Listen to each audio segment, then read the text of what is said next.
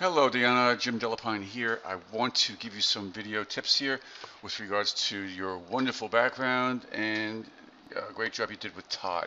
So let's talk about text, and let's first talk about actually adjustment layers and clipping masks. So I see that you have a number of adjustment layers here, but they're not clipping masks. You're confusing perhaps this image here that goes inside the text to be it's a clipping mask using an image, but you need to create an adjustment layer and use that as a clipping mask. So for example, you have an adjustment layer here for levels, right? That's affecting all of the underlying layers.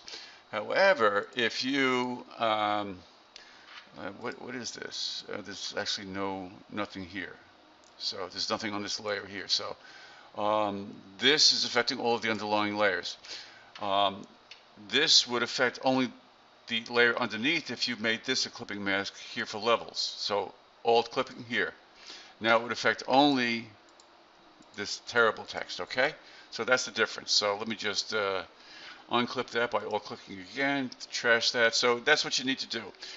Create an adjustment layer that's a clipping mask. So for example, if you wanted to use this, well, see, you have, I don't know, you have these strange fills here and worked with blending modes, but it grayed out everything, which is really what you want to avoid that. You don't want to gray everything out.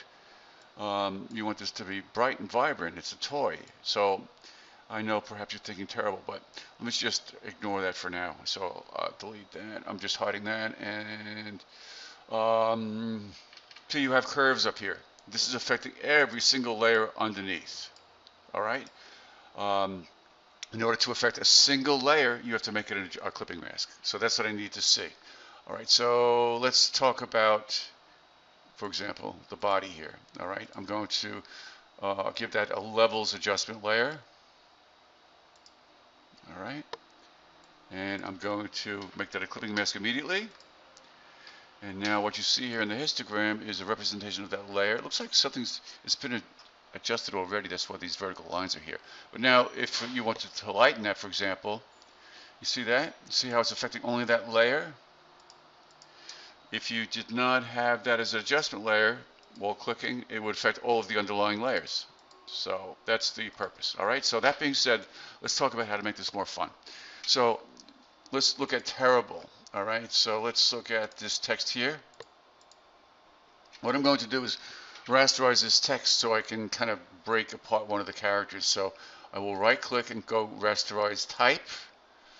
Okay, and it remains the same. And then what I'm going to do is take this image here, I'm going to compress this and merge this into one. So Control E with that, with this active, or this texture active, we'll merge this down into one.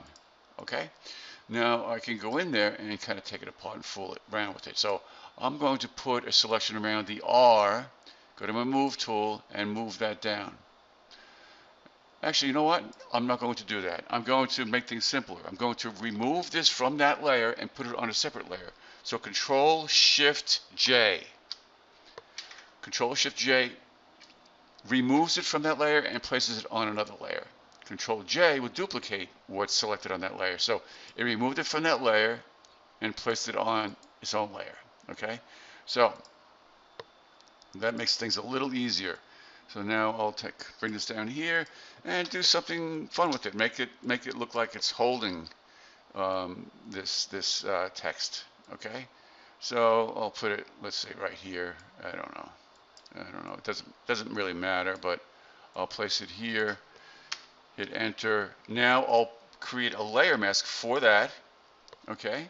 And then mask out part of that to make it appear as if this is the hand is grabbing the R. So I could just kind of click and drag along and do that kind of thing. All right, so just a quick. All right, so I'll leave it at that. You could do that, or let's see, I can do the opposite here. Let me just undo quickly and then go back. And, well, actually, no, I like what I did there. All right. So that's about it. All right. Other than that, I think it's great. But what you need to do is make sure that you have all of your adjustment layers clipped, and be selective with that, and also make sure you save a selection and rename it as a channel. I'll give you instructions on how to do that and take it from there. All right, Deanna, take care. Bye.